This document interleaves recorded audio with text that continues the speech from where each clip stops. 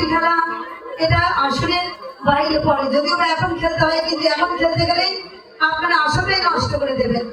তাই এখানে পরবর্তী দল সুকুমার শাস্ত্রী আমার এই দাদা ভাই ভারত থেকে আগত, তিনি আসবেন। তাই এখানে আসনের বাইরে আপনারা শুধু খেলবেন, সবার পরে প্রসাদে শিখুন, আসলে কেউ খেলবেন না। তাই এবার কৃষ্ণনগরের ভাবনায় জটিলা কটিলা ভবনে গিয়ে বলেন এই যে তোমার বাবা ভালো পূজা নেই, কালো পূজা করছে।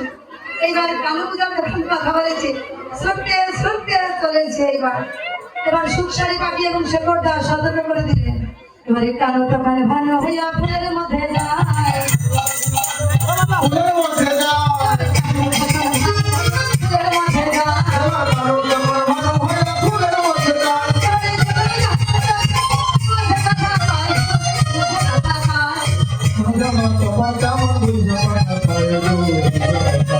হরি বল।